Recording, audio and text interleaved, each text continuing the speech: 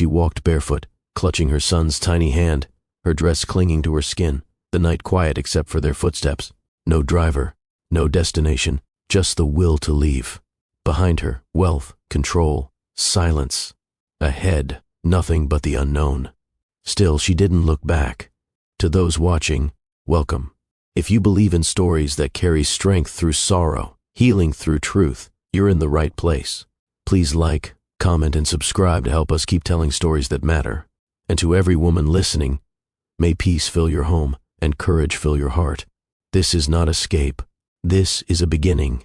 Thank you for being here. Whether you're returning or it's your first time walking this trail with us, I'm grateful. Today's story isn't just about walking away. It's about waking up, about the quiet moment a woman stops whispering to herself and starts listening. To her fear, to her hope, to her child, to herself. Let's begin. Up in the hills of Santa Monica, where homes cling to cliffs like secrets wrapped in gold, there lived a woman named Callista Rowan. If you scrolled through a tabloid or followed a luxury lifestyle page, you probably saw her. Always poised, always radiant, on someone's best-dressed list, smiling next to her husband, Dorian Vale, the tech genius who turned lines of code into empires before the age of 30. Their home was glass and stone, perched where sky met ocean. Everything about their life sparkled, the photos, the fashion, the guest lists, the holidays on private jets. It was the kind of life people chase, the kind that looks like happiness. But Callista was tired, not in the way you get after a long week or a restless night. This was deeper, a soul tired that no amount of sleep or spa days could touch. Because while the world saw perfection, Callista lived within boundaries too tight to breathe in. Her world was curated, calculated, controlled, and no one saw it, not clearly, not yet. She once loved him, truly. In the beginning, Dorian was thoughtful, attentive, magnetic. He noticed small things, the way she hummed when nervous, how she lit up. Around dogs, the way her fingers tapped when she was trying not to cry. He wrote her notes in his messy handwriting, booked spontaneous flights just to watch sunsets in new cities. Made her feel rare. But control doesn't always arrive with force. Sometimes it comes dressed as concern. First, it was the shade of lipstick. That one's too loud for you, babe. Then, the friends. They're kind of beneath your new life, don't you think? Next, the invitations. That dinner's full of investors. Just listen, don't speak out of turn. One by one, small pieces of her voice were set aside in the name of love. Even her laughter had changed. Quieter now, measured. She tried to justify it. Isn't that what compromise looks like in marriage? But the compromise is always bent in one direction. Still, she stayed. Not for the house, not for the name. For Ezrin, their son, 6 years old, with eyes full of stars and questions. He didn't understand power structures or emotional manipulation, but he could sense things. Children do. They feel what they don't yet have words for. The way his mother's hugs lingered longer. The way her smile sometimes faded too fast. Ezrin would tug at her sleeve and say, "Tell me the fox story again." It was his favorite. The tale of a clever fox who outwitted a controlling king and ran into the forest, finally free. Callista read it with a trembling voice, unsure whether she was telling the story for him, or herself. She wasn't reckless. She wasn't waiting to be rescued. She was waiting for clarity, for strength, for a moment that felt solid enough to stand on. To the world, her life looked flawless. But Image is a master illusionist. Behind the velvet ropes, she was timed, watched, and corrected. Her phone now had location services she never activated. Her schedule was optimized for appearances and silence. Her opinions were taken as emotional interference. Her heart was a prop in someone else's empire. She didn't scream. She shrank. But still, something inside her stayed lit, even if dim. A quiet ember that refused to die. The love for her son. The memory of who she was before the luxury dulled her edges. The part of her that still painted on napkins and wrote poems in old journals, tucked away behind her closet shoes. Callista didn't want revenge. She wanted permission to be whole again. And maybe that's why stories like this matter. Because there are women out there watching, listening, holding it together. Not because they're weak, but because they've been strong for too long without being seen. So if you're here and you're still watching, this story is for you. Not just Callista's. Yours too. If you've ever felt like your world looked perfect but your spirit was breaking behind the smile, you're not alone. Drop a comment, share your truth, and know this space is for you. Please like this video, subscribe if you haven't, and help us bring more stories like this into the light. Because every woman deserves to know, silence is not safety. And staying quiet to keep the peace will cost you your own. This is the part where the story changes. This is where her stillness turns into motion. This is where we begin. Before she became Mrs. Vale, before the oceanfront views and champagne brunches, Callista, Rowan was a junior editor at a small publishing house in downtown Los Angeles. Her days were long, filled with coffee rings on manuscripts and hopeful authors who dreamed too loudly. But she liked it. The quiet joy of finding a story worth polishing, the smell of paper and ink, the way books made you feel understood without saying a word. That was where she met Dorian. He wasn't famous yet, just a sharp mind in a tailored suit, pitching a children's literacy app for a side project that would eventually make his name echo across media outlets. He was magnetic, but not in the way that stole the room. He was more deliberate, the kind of charm that noticed you first, before the world did.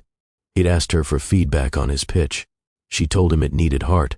He grinned and said, "Then write it with me." That was the beginning. He sent flowers to her office. Never the usual dozen roses, always something thoughtful. Wild tulips because she once said they reminded her of spring break in Oregon. A poetry book with her favorite line highlighted. A handwritten note tucked inside, "You notice what others miss. That's why I see you." They had rooftop dinners, late-night drives down the Pacific Coast Highway. He brought her coffee without asking how she liked it. Somehow he already knew. It felt like being chosen, not just loved. She had always been careful with her heart. But with Dorian, the walls came down like petals opening in sunlight. He proposed on a weekend trip to Lake Tahoe. Snow falling around them, no audience, just a quiet question and a promise. She said yes because it felt like the beginning of a beautiful, bold chapter. But some stories changed tone without warning. Their wedding was grand but intimate. She wore her mother's earrings and a veil stitched with lace from her grandmother's gown. He cried during the vows, held her hand too tightly during the first dance, as if afraid the moment might slip. The shift came slowly, like furniture in a room being rearranged while you slept. First, it was subtle corrections. "That lipstick's a bit much for brunch, don't you think? I'd rather you didn't go to that book club. Those women seem bitter. Wear something softer. You look best when you're not trying so hard." She laughed them off at first, tried to adjust. She wanted to be loved well. And if that meant changing little things, wasn't that just part of being someone's partner? But the adjustments never stopped. Dinner reservations were made without asking her schedule. Her college friend's wedding went unattended because Dorian thought it would be awkward for their image. She skipped her high school reunion because he scheduled a tech conference in Prague that same weekend. "You're not missing anything," he'd said. They peaked in high school. "You're building something real with me." At first, she believed him. But a small voice inside her, the one that loved bookstores and rainy Sundays and long talks over nothing, began to whisper, "Where are you?" She still worked, but not for long. He encouraged her to take time off when his company IPO'd. Why work when we can travel the world? Why chase deadlines when you could be building a family? The suggestion sounded like a gift, but it was a withdrawal. He gave her the world while slowly taking hers. Have you ever felt stuck in something that looked perfect from the outside? Have you ever smiled in photos you didn't recognize yourself in? Have you ever loved someone who made you smaller, bit by bit, with a kiss on your forehead and a sentence that sounded sweet but stung later? If you have, you're not alone. Callista told herself she was adjusting, that all relationships required compromise, that love was about bending sometimes, but bending without being seen slowly turns into breaking. What saved her from fully fading was Ezran. He came into their lives during a season when Callista had nearly convinced herself that this was enough, that this version of life, curated, clean, quiet, was her reward. Ezran was born at sunrise. She remembered the hospital room, the quiet crackle of Dorian's voice as he said, "You've made everything complete." But even in that tender moment, there was something in his tone, a finality, like she had now stepped fully into a role, no longer a woman but a function, a title, a box checked. Yet when she looked at her son, tiny, pink-skinned, fists curled near his chin, she felt something awaken. Fierce, protective, alive. She named him Ezrin after a word she found in an old poetry collection. It meant helper or protector depending on the translation. Somehow, it fit. He became her compass, her reason, her spark. She told herself, if I can just make this life work for him, it will all be worth it.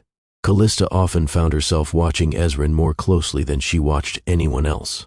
Not just because he was her son, but because he reminded her of what it felt like to be unfiltered, untouched by performance. He said what he meant, laughed without looking around first, cried without shame. At night, she'd sit on the edge of his bed and stroke the curls from his forehead as he fell asleep. His room was the only space in the house that felt truly his and hers. His shelves were filled with books about animals, space, and myths. Tiny paper dragons hung from the ceiling by fishing wire. He loved stories where the quiet character was the strongest in the end. "Tell me about the fox again," he'd whisper, even though he knew it by heart. She always did. Once, halfway through the tale, he looked up and asked, "Why doesn't the fox just run away sooner if the king is so mean?" Her throat tightened. "Because sometimes people believe they're safer staying where they are," she answered softly. "Even if they're not happy." He blinked, thoughtful. "But the forest is better, right? Even if it's scary?" Callista kissed his forehead. "Yes, even if it's scary." Dorian never read him that story. He preferred books that made Ezrin sit still, educational ones. Facts over fantasy. "We're raising a future leader," he once said. "He needs structure, not fairy tales." Ezrin never asked his father to read at bedtime. As the months passed, Callista grew quieter in her own home. Not because she had nothing to say, but because everything she said was monitored, redirected, reframed. If she expressed frustration, she was ungrateful. If she disagreed, she was overreacting. If she asked for space, he said she was abandoning her role. She began second-guessing herself, her thoughts, her preferences, even her memories. Once, she complimented an artist's work at a charity dinner. Dorian leaned in later and said, "It's best not to speak about things you don't fully understand. You looked out of your depth." She smiled politely at the time, but later that night, alone in the bathroom, she stared at herself in the mirror and whispered, "Who am I trying to become?" The woman staring back had flawless skin, polished nails, and hollow eyes. She missed her old life, not because it was glamorous, but because it was hers. She missed laughter that didn't feel rehearsed. She missed calling her best friend without needing permission. She missed thinking without filtering every thought through someone else's comfort. She missed herself. Her journals, once filled with musings, sketches, and poems, sat untouched in the bottom drawer of her vanity. Dorian didn't like clutter. He believed in clean spaces and efficient mornings. She wrote less. She apologized more. Even her body responded. Her sleep grew shallow. Her appetite shifted. She began waking before dawn not out of choice, but from a low hum of anxiety she couldn't silence. The only time she truly felt grounded was with Ezrin. He would run down the hall in socks too big for his feet, shouting, "Mom, come see this," as if her presence still held magic, as if she was still a castle of comfort and wonder to him. He didn't know how tired she was. He just knew her hugs were warm, that she always knelt when he spoke, that she listened with her whole face. One afternoon, Ezrin came home from school and handed her a piece of construction paper. He'd drawn 3 stick figures holding hands beneath a giant heart. "This is us," he said. "You, me, and Daddy." She looked closely. Her figure had a tear on its face. He shrugged. "You cry sometimes when you think I'm sleeping." Her heart cracked open.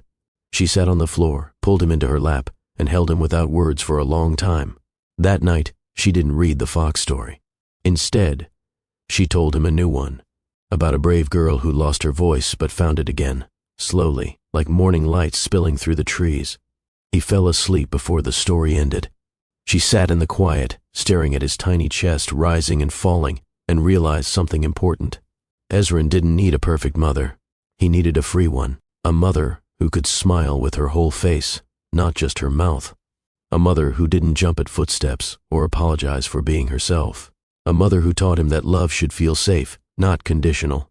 She thought of leaving often, not in dramatic terms, but as a quiet ache, a question she never answered out loud. But each time Dorian reminded her of her place, each time he raised an eyebrow at her sensitivity, each Time he reached for her hand in public after ignoring her all week at home. The ache grew louder. She wasn't sure when it would become action, but she knew she was getting closer. And that's the thing about control. It may be dressed as care, but it starves the soul. It chips away, unseen by others, until what remains is someone too polished to cry and too afraid to breathe. But there's always a line, a moment, when silence stops feeling safe and starts feeling suffocating. Callista was nearing that moment. She just didn't know yet that it would begin with a red dress. It was a Tuesday, one of those still days when the air inside the house seemed to wait for someone to speak. Callista had just finished organizing Ezran's books in alphabetical order, a small act of control she could claim as her own. She sat on the edge of his bed a little longer than usual, listening to the quiet hum of the security system and the muted clink of dishes being stacked by the housekeeper downstairs. Something was shifting inside her. Not loud, not obvious, but steady, like the quiet push of wind against a window pane. She returned to the master bedroom. The closet lights turned on automatically as she stepped inside. Shelves lined with shoes she hadn't chosen, dresses picked for dinners she hadn't wanted to attend. Everything in its place, labeled, color-coded, a wardrobe curated for someone else's version of her. She wasn't sure what drew her to the far left corner of the closet. There, behind a row of black blouses and beige blazers, something bold peeked through. She pushed aside the fabric and found it, the red dress. Silk, backless, cut just below the knee. She hadn't worn it since the night of their engagement party. That night, she'd felt alive, before the expectations had been cemented into contracts and wedding bands. She remembered how Dorian looked at her that evening, like she was wild and beautiful and his. Now, she wondered how long she had been trying to earn that look again. She reached for the hanger. It felt almost wrong, like touching something sacred. She hesitated at first, fingers grazing the smooth fabric. Then she pulled it free and held it up against herself. It was still hers, still her size, still whispering of who she once was before she was edited down to an accessory. She changed slowly, half expecting to be interrupted. The silk hugged her form. The color lit her skin in ways the muted shades never did. She turned to the mirror and stared. It had been so long since she looked at herself without searching for flaws. She leaned in closer. No makeup, no jewelry, just the dress, her breath, and her reflection. She didn't smile. She didn't pose. She just stood there, seeing herself not as someone else's wife or someone's mother, but as a woman who missed herself, a woman who still existed beneath the stillness, a woman who wanted, for one moment, to feel like her own again. Her gaze held. This time, she didn't look away. A voice inside her, the same one she'd ignored for years, simply said, "There you are." Downstairs, she heard the familiar beep of the front door unlocking. Her heart quickened, but she didn't move. The mirror still held her in place, not out of fear, but because for the first time in years, she didn't want to retreat. She didn't want to cover up. She didn't want to pretend. She simply wanted to remain. Footsteps echoed up the marble stairs. Not rushed, not angry, just measured, controlled. Callista stayed by the mirror. The door opened. Dorian stood in the doorway, briefcase still in hand, blazer over one shoulder. His gaze landed on her and didn't move. He stared, not at her eyes, not at her face, at the dress. She saw it immediately, the calculation, not surprise, not admiration, not warmth, just a flicker of something behind the eyes, a familiar disappointment. "You look like you're trying too hard," he said flatly, walking past her toward the closet. "Go change." The air in the room stretched thin. She didn't flinch, didn't rush to obey. She simply turned toward him and replied with nothing at all. No apology, no explanation, no retreat. Just silence. He stopped, slowly turning back. Waiting. She didn't budge. Their eyes met in the reflection, and for the first time, she didn't shrink. Not because she wanted a fight, but because there was nothing left to surrender. She'd done the reshaping, the softening, the pleasing. She'd made herself quieter, simpler, smaller, for him. But this moment wasn't about defiance. It wasn't about rebellion. It was about remembering who she was before permission was something she thought she needed. Dorian exhaled, annoyed. "It's just a dress, Callista. Don't make it a statement." But it was. She didn't argue. didn't look down, didn't explain why that color, that fabric, that moment mattered. She just walked past him, shoulders square, and left the room. Down the hall, Ezran's laughter bounced from the kitchen.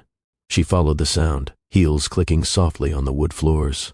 He sat at the island, surrounded by cardboard pieces, markers, and a half-built castle. His curls were wild, cheeks sticky with juice. "Mom," he called out, looking up. "You look like a superhero." Callista smiled. That was the only approval she needed.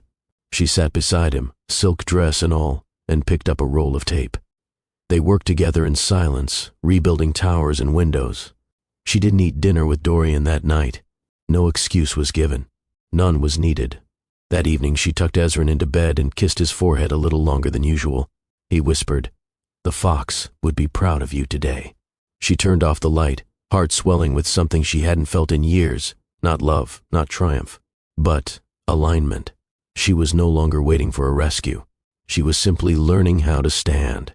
And sometimes it starts small, with fabric pulled from the back of a closet, with a gaze that doesn't drop, with a child's words that echo louder than a man's expectations, with choosing yourself, quietly, steadily, wholly. If you've ever had a moment like that, quiet but revolutionary, tell us in the comments. Moments like these don't need applause to be powerful. They just need to be real. The air was cool that morning, softened by a rare overcast sky and a breeze that slipped through the palms without permission. It was the kind of day Callista cherished, not for the weather, but for its quietness.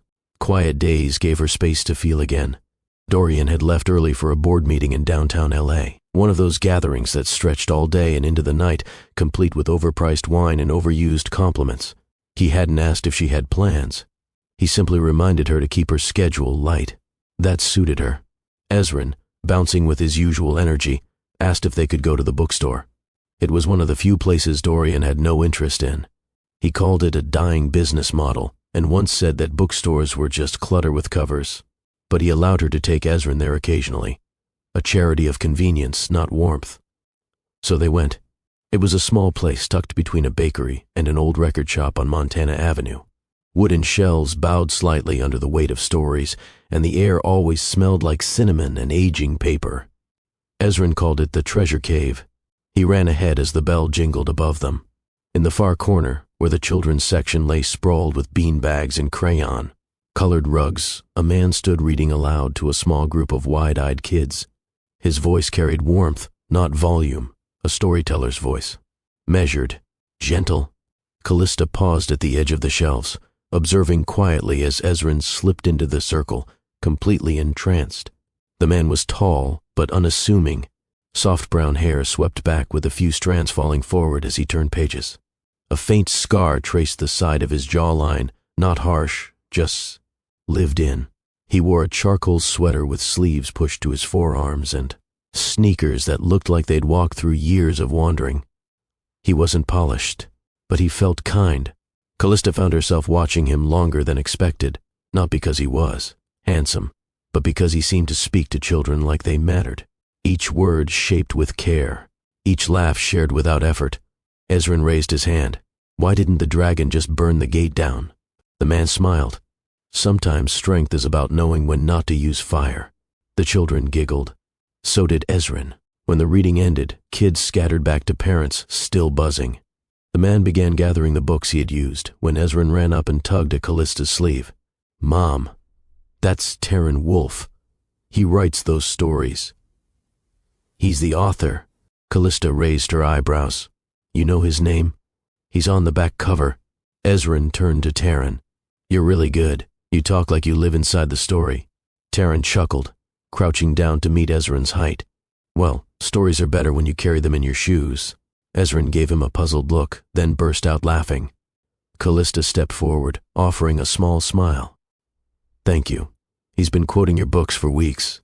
Taryn stood, a little shy, but not awkward. He asked the best question today. "You don't often get 6-year-olds thinking about a dragon's emotional choices." "He thinks in pictures," she replied. "His world's a lot bigger than it looks." Taryn nodded, glancing at her gently. "That usually means he has a mother who listens." There was no pause, no weight behind the compliment. It didn't feel strategic, just spoken truth. Callista looked down, almost instinctively, brushing invisible dust from her sleeve. "I'm Callista," she said softly. He extended a hand. "Taryn." They shook hands. Nothing more. Ezrin, already pulling a book from the shelf, called out, "Can we read this one, Mom?" She nodded, settling into a beanbag beside him. Taryn sat on the edge of a nearby bench, pretending not to eavesdrop, but close enough that his presence felt like a gentle shoulder at her back. For the first time in a long while, Callista felt no need to filter her tone, measure her posture, or brace herself for correction. She just breathed. They went back the next week. Ezrin had asked 3 days in a row, folding his arms in mock protest when she told him they couldn't go every afternoon. But she said yes on Friday, a quiet reward after a long week of scheduled silence. The store was less busy this time. Taryn was there again, seated behind a display of his newest book, signing copies for a few families. When he saw Callista and Ezrin walk in, he didn't call out or wave. He just smiled, easy and brief, like the kind of welcome you give someone you don't want to overwhelm. Callista appreciated that. Ezrin tugged her hand toward the kids' section. She followed, but her gaze flicked toward the author table once more. Taryn had gone back to scribbling notes in the margins of a book quietly, chatting with a young girl about her dream of becoming a writer. It was the second time she saw him speaking like that, present but not performative, so different from Dorian, whose every conversation was about positioning, advantage, or impression. If he spoke to children at all, it was in the voice he used with assistance, brief, transactional. She sat cross-legged with Ezrin and read aloud as he flipped pages too fast to follow. But in between sentences she caught herself glancing up. Later, while Ezrin chased a paper butterfly that had fallen from a display, Taryn passed by and paused at the edge of the aisle. "No Fox stories today?" he asked, tone light. Callista looked up, smiling softly. "He's on a night phase this week. Armor and castles." Taryn leaned against the shelf, arms folded. "Nights are great, but sometimes the real bravery is just making it through the day without pretending." She looked at him then, really looked. There was something in the way he said things. No agenda, no desire to impress, just a simple kind of clarity that made her spine loosen. "I think you're the only adult who talks like that around kids," she said. He shrugged. Kids are the only ones who don't need convincing. They stood in a quiet moment, surrounded by stories waiting to be chosen. Taryn glanced at Ezrin, who was now trying to fit himself into a cardboard tower. "He's good at being free." Callista exhaled. "He doesn't know how much I've tried to protect that." He didn't ask from what. He didn't ask anything. She found herself wanting to stay longer, not for conversation, but for the stillness. There was something sacred about being near someone who didn't need to fill the space. When they left that day, Taryn simply said, "It was good seeing you both." Not, "We should meet again." Not, "Let's exchange numbers." Just enough. Nothing more. That night, while brushing Ezrin's hair before bed, Callista asked gently, "Did you like seeing Taryn again?" Ezrin nodded, his mouth full of toothpaste. "Yeah, he listens like you do." That stayed with her longer than she expected. A few weeks passed. Callista and Ezrin returned to the bookstore 2 more times, and each visit seemed to breathe more air into her lungs. It wasn't about Taryn. It was about how she felt around him, less edited, less like she needed to make herself smaller to avoid making someone else uncomfortable. Their exchanges stayed light.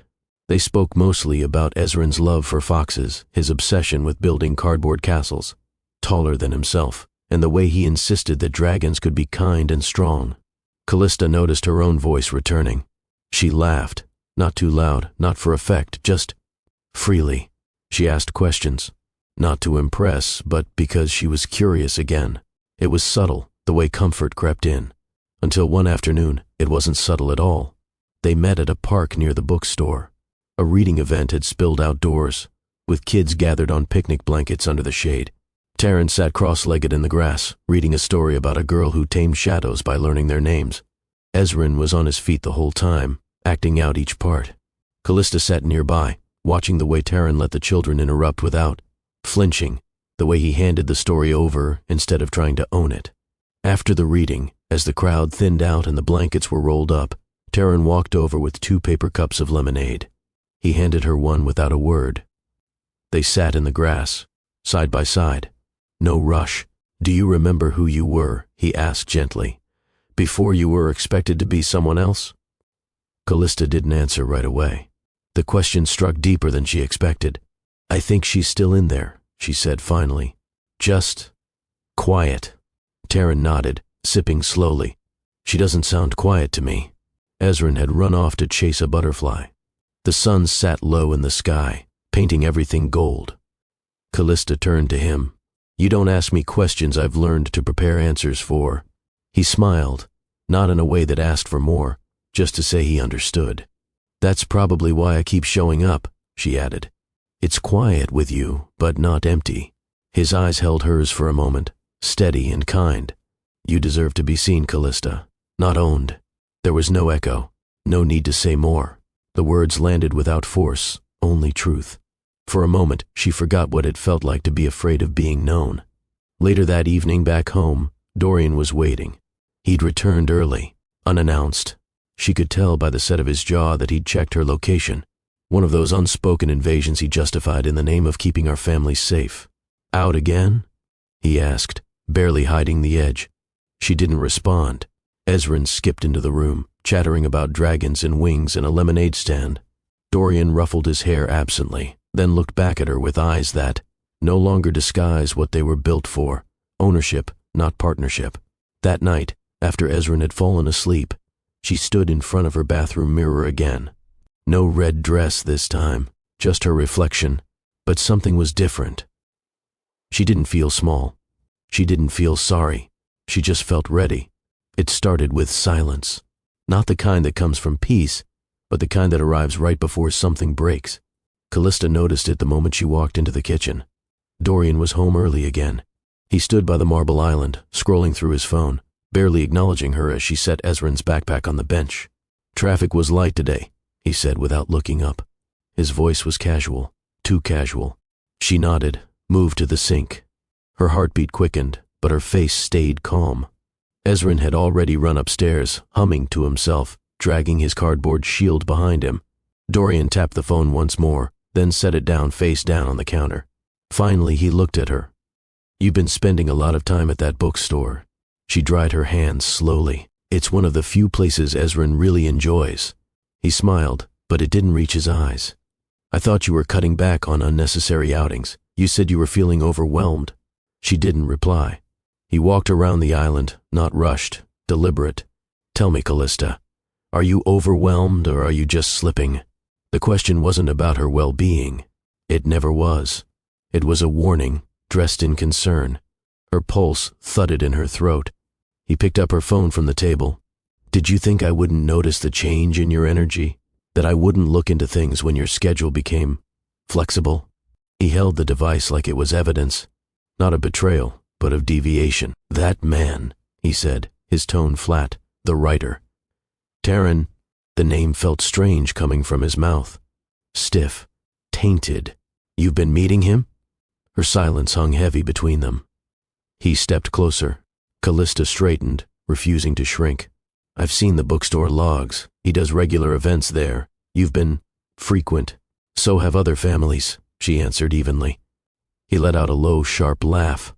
Don't insult me with half-truths. You think this is about jealousy? She said nothing. She didn't need to. He tilted his head, the edge in his voice sharpening. This is about respect, Callista, about consistency. I've built this life for you, for us. And you're risking it for what? Some man with bedtime stories and dusty sneakers? She clenched her fingers against the countertop, grounding herself. I'm not risking anything, she said quietly. I'm remembering. He moved closer, voice soft now, colder because of it. You think he sees you? He asked. You think he knows who you are? He doesn't know what you've cost to maintain. What I've covered, what I've carried. Callista met his stare, eyes steady. You didn't carry me. You contained me. His face didn't change, not a twitch. That was worse than yelling. It was the calm of someone who believed control was their right. You've changed, he muttered. She didn't respond. He leaned in. We have a son, a name, a life. Don't ruin that with feelings. The word dripped like something beneath him. At that moment, her silence wasn't submission. It was armor, and somewhere inside her, something settled. Not broken. Just done. The doorbell rang. 3 short chimes, not hurried, not uncertain. Dorian turned his head sharply, jaw clenched. Callista froze, not from fear but recognition. She knew who it was. Ezrin, still upstairs, didn't stir. She moved toward the door, but Dorian stepped in front of her. "Don't," he said, low and firm. "We're not finished." She looked up at him. "You decided this conversation. I'm finishing it." Before he could speak, she sidestepped and reached for the handle. When the door opened, Taryn stood there, holding nothing but his breath. He looked at her first, not past her, not around her, at her. His eyes scanned her face, searching, steady. "I just wanted to make sure you were okay," he said gently. Dorian's voice came from behind her. "Of course she is. This is her home." Taryn's gaze flicked toward him, expression unreadable. Not confrontational, just aware. Callista didn't move aside, didn't invite him in. But she didn't close the door either. She turned her head slightly toward Dorian. "You can stop talking like I'm not here." He stepped closer, his tone colder. "So this is how far you're willing to go, bringing strangers to the house now?" Taryn didn't answer. He didn't need to. Callista's hand was still on the doorknob. "Steady.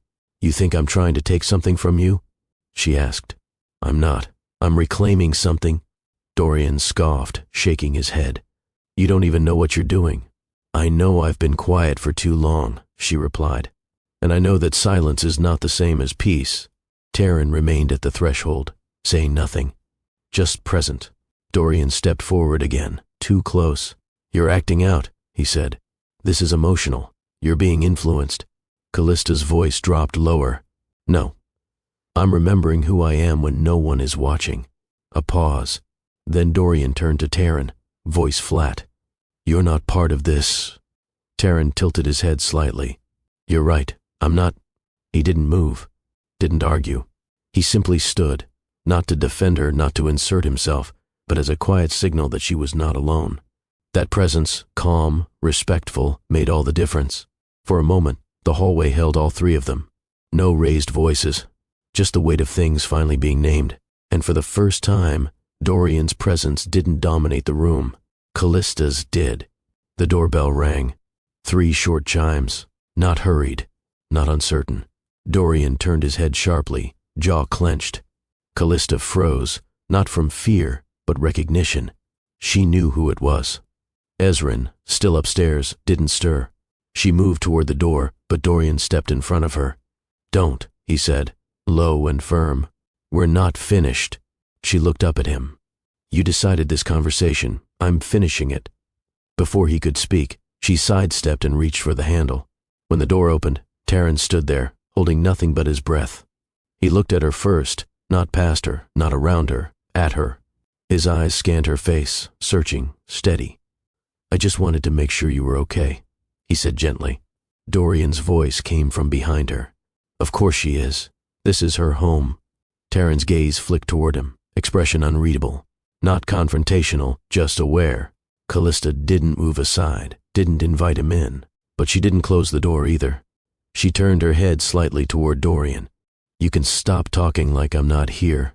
He stepped closer, his tone colder. "So this is how far you're willing to go, bringing strangers to the house now?" Taryn didn't answer. He didn't need to. Callista's hand was still on the doorknob. "Steady. You think I'm trying to take something from you?" she asked. "I'm not. I'm reclaiming something." Dorian scoffed, shaking his head. "You don't even know what you're doing." "I know I've been quiet for too long," she replied. "And I know that silence is not the same as peace." Taryn remained at the threshold, saying nothing, just present. Dorian stepped forward again, too close. "You're acting out," he said. "This is emotional. You're being influenced." Callista's voice dropped lower. "No, I'm remembering who I am when no one is watching." A pause. Then Dorian turned to Taryn, voice flat. "You're not part of this." Taryn tilted his head slightly. "You're right. I'm not." He didn't move, didn't argue. He simply stood, not to defend her, not to insert himself, but as a quiet signal that she was not alone. That presence, calm, respectful, made all the difference. For a moment, the hallway held all three of them. No raised voices, just the weight of things finally being named. And for the first time, Dorian's presence didn't dominate the room. Callista's did. Callista didn't bring a suitcase. Not because she didn't have time. She did. Dorian wasn't the type to follow in a panic. He'd be too concerned with the optics to chase her down, too convinced she'd change her mind by morning. She didn't bring a suitcase because she was done packing a version of herself into spaces she no longer belonged. She wore flats instead of heels, a jacket that didn't match her dress. Her purse held only the essentials: keys, a wallet, her journal, and Ezrin's Fox book. The one with folded corners and a crayon mark from the time he'd read it upside down. Ezrin stood by the staircase, blinking up at her. His pajamas were wrinkled, one sock on, one off. She knelt to his level, brushing the sleep from his cheeks. "We're going on a little trip, sweetheart. Just you and me." He rubbed his eyes. "Where?" "Somewhere quiet, somewhere safe." He didn't ask why. Instead, he leaned in and whispered, "Will there be stars?" She smiled through the knot in her throat. "Every night." He nodded like that was enough. As they stepped outside, the wind caught the edge of her jacket and pushed it open. The streetlights flickered overhead, casting long beams across the driveway. The night held no threats, just decisions. The car keys felt strange in her hand. She hadn't driven much in recent years. Dorian preferred to be behind the wheel or send a driver. Callista hadn't minded at the time. It was one less thing to manage. Now, it felt like taking back something small but sacred. She opened the passenger door, helped Ezrin in, and buckled him carefully. He clutched his stuffed fox, eyes wide but calm. Not frightened, just watching. She paused, hand on the doorframe. Something inside her knew this wasn't the hard part. Leaving wasn't the breaking. Staying had been. The front door behind them stayed shut. No movement. No voice calling her back. She got in, started the engine, and reversed slowly. Her hands trembled, but not from fear. The house slipped behind them like a shell she'd outgrown. Block by block, street by street, the familiarity began to fade. Each stop sign felt like a breath. Each turn, a quiet declaration. She didn't need a map. She wasn't escaping to a place. She was returning to herself. Callista didn't know where she was going, only that she couldn't go back. She drove for nearly an hour before pulling over near a dimly lit gas station off the highway. It wasn't planned. Nothing about this moment was. But Ezrin had started nodding off in his seat, and her own body had begun to ache in quiet protest. She turned off the engine, sat in silence. Outside, the air had thickened, heavy with moisture, as if something was waiting to fall. She reached back and gently stroked Ezrin's curls. His grip on the fox plush loosened in sleep, but not fully. Carefully, she unbuckled him and slid out of the car. Her shoes crunched against the gravel. She didn't realize until she opened the back door that her dress, once pressed and neat, was now wrinkled from the drive, clinging to her legs with static. She carried him in her arms, resting his head on her shoulder. There was no one else in sight, only the glow of vending machines, a flickering security light, and the long, empty stretch of road behind them. Inside the station, the humming buzz of an overhead fan greeted them. She bought water, a small bag of crackers for Ezrin when he woke, a bandage for the blister forming on the back of her ankle. When she stepped outside again, the sky finally gave way. The first drops were soft, cautious, but within moments, it was pouring. She moved quickly to the car, shielding Ezrin's head with her hand, but it didn't matter. They were soaked in seconds. She strapped him in, his lashes fluttering as he stirred. "Is it morning?" he asked, confused. "No, baby, just wet." She tried the ignition again. Nothing. The dashboard lights flickered once, then died. She tried again. Dead. Her fingers gripped the wheel, her body tense. It wasn't panic, not exactly. It was the weight of all things at once. Ezrin's eyes searched hers from the back seat. "Did we make it?" She exhaled, reached back, and touched his cheek. "We're still going, just taking a break." She opened the door again and stepped into the rain. Her flat slipped slightly on the slick gravel. She started walking, phone in hand, but the signal dipped to 1 bar, then vanished entirely. Her heel cracked. She looked down. The sole of her shoe had split. Of course it had. She laughed. Not loud, not bitter, just a soft exhale of disbelief.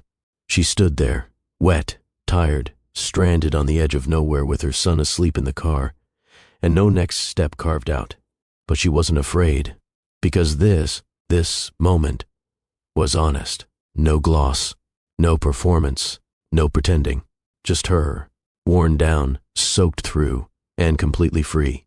A pair of headlights curved slowly into the lot. She turned, instinctively stepping in front of the car. The engine cut. The door opened. Taryn stepped out. He didn't rush toward her. He didn't call her name. He just met her eyes under the falling water and stood still. Soaked, silent, present. "Your phone went straight to voicemail," he said, as if it was the most natural thing in the world for him to find her here. She stared at him for a moment, heart caught between disbelief and relief. "I didn't know who else to call," she admitted. He walked closer, slowly. "You didn't have to explain." "I wasn't going to," she replied. They stood like that, two people, drenched and silent, until the thunder passed and all that remained was the soft beat of water against gravel. Taryn nodded toward her car. "Ezrin. Oh, he's sleeping." "I didn't want to wake him." Taryn offered nothing more than a quiet gesture, a step to the side, his hand lifting slightly. No expectations, just the question, "Do you want help?" She did, and not because she couldn't manage alone, but because sometimes strength is knowing when not to. Taryn opened the passenger door, and Callista helped Ezrin into the back seat, wrapping him in the small blanket she'd kept in her trunk for years, a holdover from park days and roadside naps. It was still soft, still smelled faintly of lavender. She slid into the front seat beside Taryn. The engine purred to life. No resistance, no delay. He adjusted, not the mirrors, not the seat, not the music. He just drove. They pulled out slowly, tires rolling over wet gravel, the night swallowing the last of the gas station lights. Callista leaned her head against the window, watching the streaks of light dance across the glass. Trees bent slightly in the wind, their limbs sweeping across fences and fences across fields. The world felt endless, not in a frightening way, in a wide, open way. Ezrin stirred behind her, eyes squinting in the darkness. "Where are we going?" He mumbled. She turned to look at him, brushing the damp hair from his forehead. "We're going somewhere new." He blinked slowly. "Is this part of the story?" She nodded. "It's the part where the fox runs free." He smiled, eyes fluttering. "Are we on an adventure?" Her throat tightened. She nodded again. "Yes, baby, the best kind." The car hummed beneath them, the road unfolding ahead in long, dark lines. Taryn didn't ask questions. He didn't offer directions. He just drove, steady, sure, present. It wasn't loud inside the car. The rain had eased. The wipers moved slowly now. The heater buzzed gently, warming her feet. For the first time in a long time, Callista allowed herself to exhale completely. No one was waiting for a response. No one was measuring her stillness. No one was evaluating her worth based on her silence. She looked over at Taryn. His eyes were on the road, hands relaxed on the wheel, the faintest crease between his brows, the only sign that he was thinking at all. She didn't ask what he was thinking. She didn't need to. In the back seat, Ezrin had curled into the blanket again, breathing softly, one hand still gripping the corner of his fox plush. The road curved ahead. No billboards. No signs. Just the long, smooth stretch of leaving. Every mile added distance between who she had been and who she was becoming. She didn't know where they'd end up. That part didn't matter yet, because the important thing was this. She had chosen it, not because she had a plan, not because someone pulled her out, but because she had finally let go of the weight of staying. And now they were in motion, together, alive. She reached down and held Ezrin's hand over the seat. He stirred again. "Mama." "Yes?" He didn't open his eyes when he said it. "You're really brave." She blinked hard and whispered, "So are you." The car moved farther into the night, past towns that blinked in and out of view, past fences and rooftops and telephone poles. No fanfare, no applause, just the hum of forward. Just headlights on wet pavement, stretching ahead like a promise. The coastal town sat quietly between cliffs and sea, as if it had never been in a hurry to join the rest of the world. It was the kind of place where time walked instead of ran, where mornings belonged to seagulls and open windows, and nights arrived without noise. Callista found a small two-bedroom house with a white fence that needed paint and a porch that creaked when you stepped on it. It was nothing like what she'd left, and that's what made it perfect.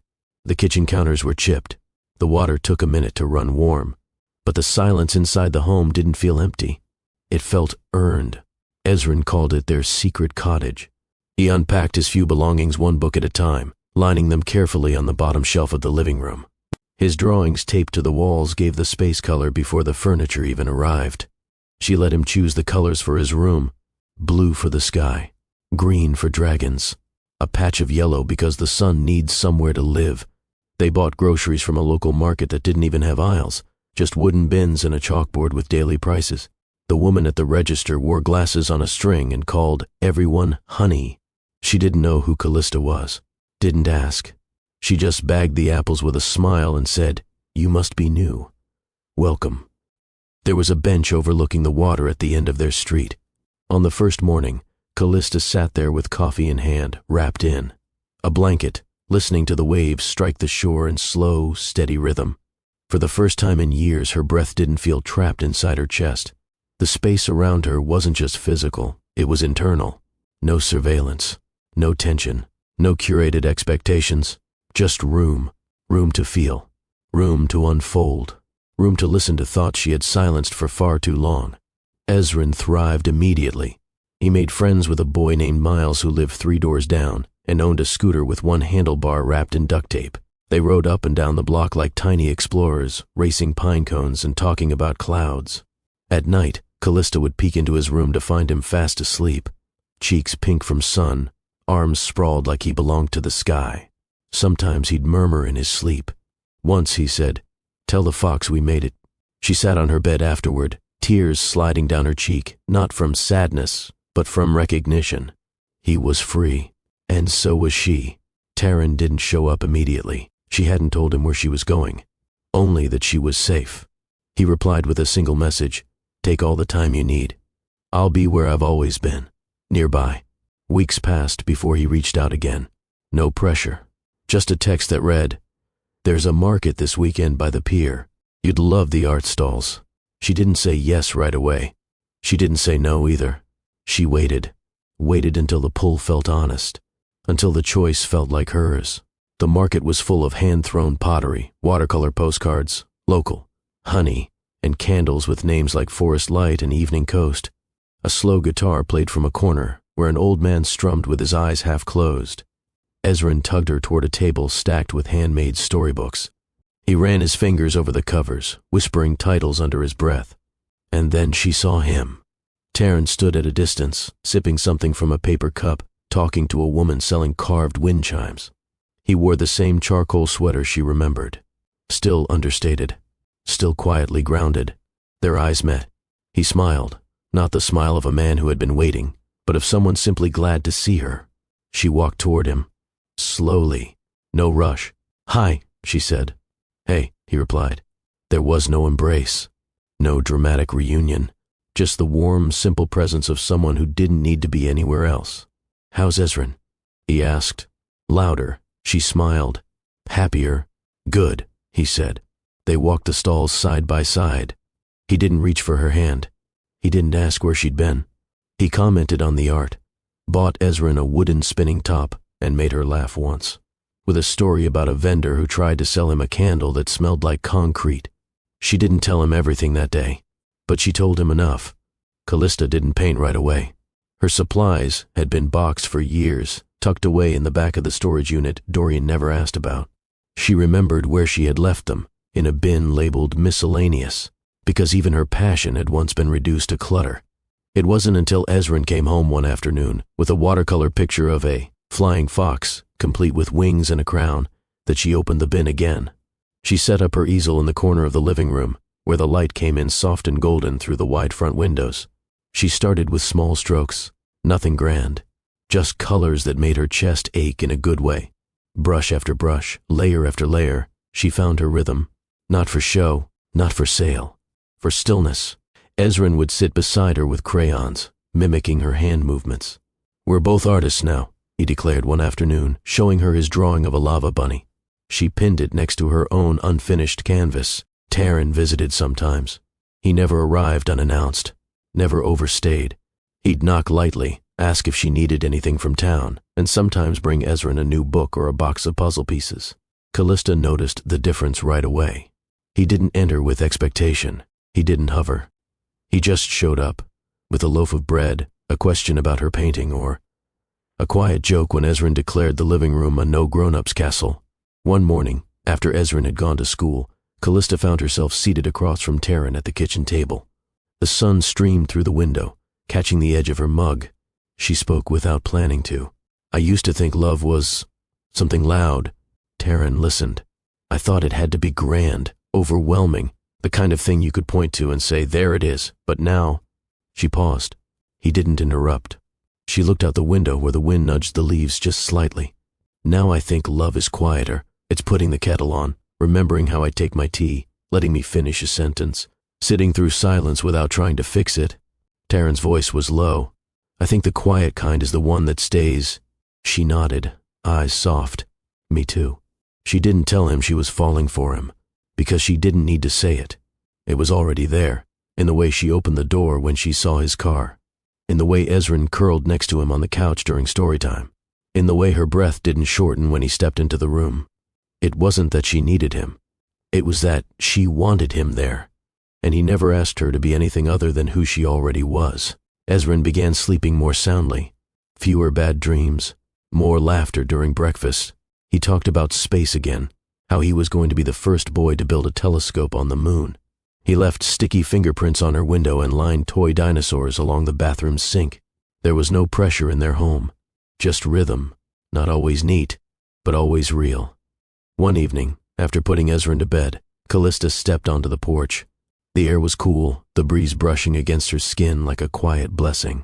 Taryn followed a moment later, mug in hand. They stood in silence, watching the sky. No need to fill it. She leaned against the railing, arms folded. "I used to think love looked like fireworks," she said, almost to herself. "But it's showing up, even when no one is watching." Taryn didn't reply. He didn't need to. She turned to him, smiled, and whispered, "Thank you." He nodded, setting his mug down.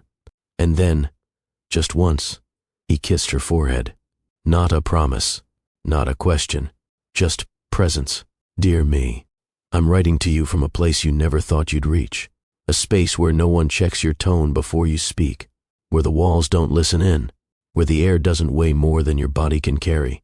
You're still there, I know, curled up in the corner of the bathroom after another quiet dinner, trying to count how many words you said that day, wondering if your silence made things easier or just kept the peace at the expense of your own pulse.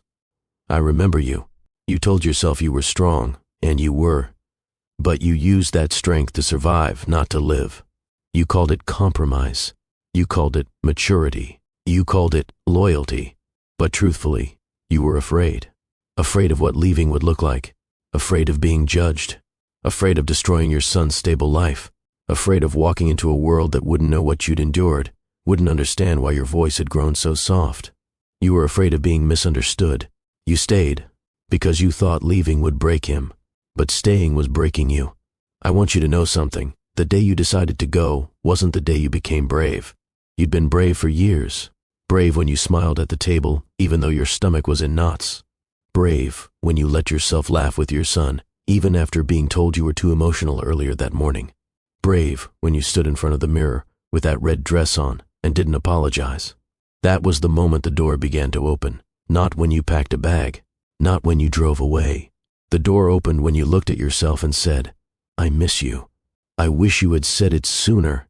I wish someone had said it to you. I wish you knew that love that limits your voice is not love. That respect doesn't come with conditions. That loyalty isn't about staying silent." You once asked yourself if you were overreacting. You weren't. You once asked yourself if you were being difficult. You weren't. You were being erased, inch by inch, in smiles that never touched your eyes and rules that changed whenever he needed them to. You thought motherhood meant sacrifice, that you had to give up your voice to protect your child's future. But now I know what you couldn't see then. Your son didn't need a mother who stayed in a beautiful prison. He needed one who chose peace, even when it meant walking barefoot into the unknown. You didn't fail him by leaving. You saved him by showing him that love doesn't look like control. You showed him what freedom feels like, not by talking about it, but by living it. Now, I laugh with him every day. Not the quiet, edited kind. Real laughter, messy breakfasts, painted fingers, books on the floor, questions without fear. He doesn't flinch when voices rise. He doesn't pause before expressing joy. He's not watching for approval before speaking. He is free because I got free. And you did that. The version of me writing this now doesn't have everything figured out. There are still hard mornings, still memories that sting, still questions I haven't answered. But now I get to ask those questions in a home where my thoughts are safe. I get to fall asleep knowing that tomorrow isn't a stage. I want you to know, you are not weak for staying as long as you did. You were learning. You were weighing the risks. You were protecting your child the best way you knew how. But I want you to also know this. You didn't need to be perfect to leave. You didn't need a perfect plan or the perfect words or a crowd cheering you on. You just needed one moment of clarity, and you found it. And for anyone hearing this, anyone who sees pieces of themselves in my story, I need you to know something. There is a difference between keeping the peace and losing yourself. There is a difference between being needed and being controlled. You are allowed to want more. You are allowed to leave, even if nothing looks broken on the outside. You are allowed to say, this is not enough, and I am not wrong for wanting to breathe. I didn't escape. I returned to my voice, to my child, to my spirit. Freedom doesn't always come in grand moments. Sometimes it arrives in the form of a whisper that says, not like this, not anymore. And if you're hearing that whisper, you're not alone. We made it. Love, the woman you fought so hard to protect. Let's take a breath together, not the kind you take before speaking, the kind you take when no one's watching. A breath that belongs to you. Because if you've made it this far in the story, then it's done more than just entertain you. It's pressed into something deeper, a memory, a feeling, a question you might not have let surface in a long time. Callista's story was never just hers. It belongs to every woman who has ever been told she was too sensitive, too difficult, too emotional, or too much. It belongs to anyone who ever stayed in a room they didn't feel safe in, because leaving felt like a bigger kind of danger.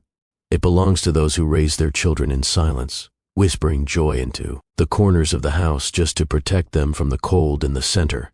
You don't have to say it out loud to feel it. Let's walk back through what we just witnessed, not for summary's sake, but because these truths deserve to be held again. Callista wasn't broken. She was controlled.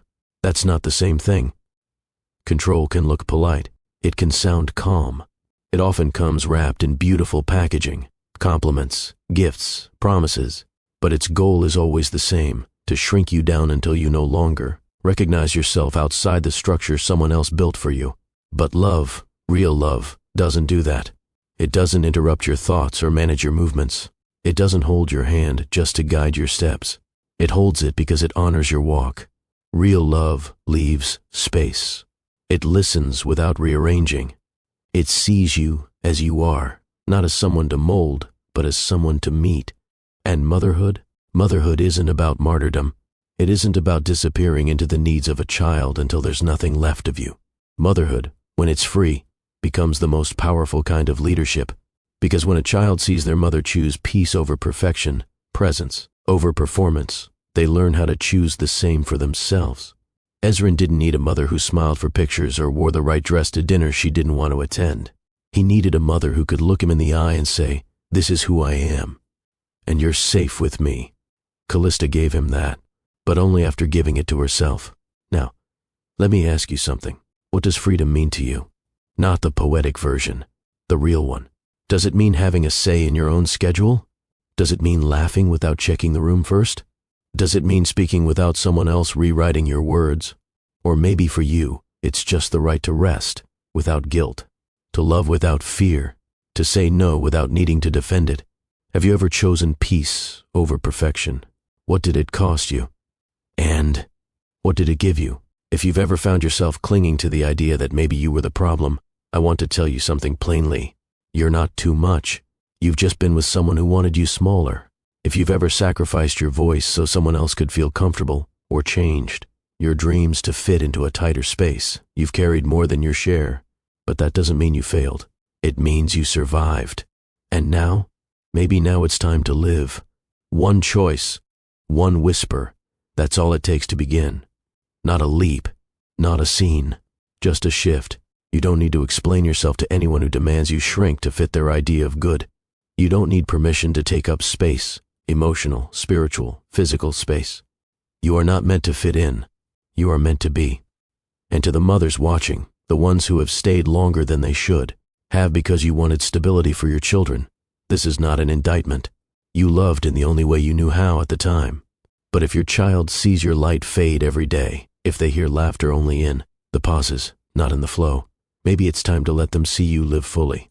Because children don't learn what love is from lectures. They learn it from watching what we settle for. They learn it from how we respond to disrespect, from how we allow ourselves to be treated, from how we treat ourselves in the quiet moments when no one is asking for anything.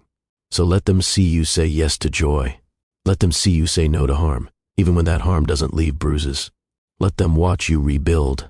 They will not be broken by your healing. They will be lifted by it. This story was not just fiction. It was a window, a mirror, a hand on the shoulder. And if it found you at the right time, I hope it reminded you that your story still belongs to you, that your ending is not yet written, that your power has never been lost, only buried. It's not too late to turn toward yourself, not too late to walk away from control disguised as care, not too late to say, I deserve more, and so does my child. If this story moved you, if it held a mirror to a part of your life, you've kept quiet, then don't leave without doing something brave. Share your thoughts in the comments. Pass this story on to someone who needs it. Subscribe to Mr. Ross Story Trail to walk with us again. There are more stories to tell, more lives to reflect, more voices to honor. And if no one's told you lately, you are worthy of soft mornings, kind, love, quiet strength, and freedom that doesn't come with conditions. Thank you for walking this trail with us. We'll see you in the next story.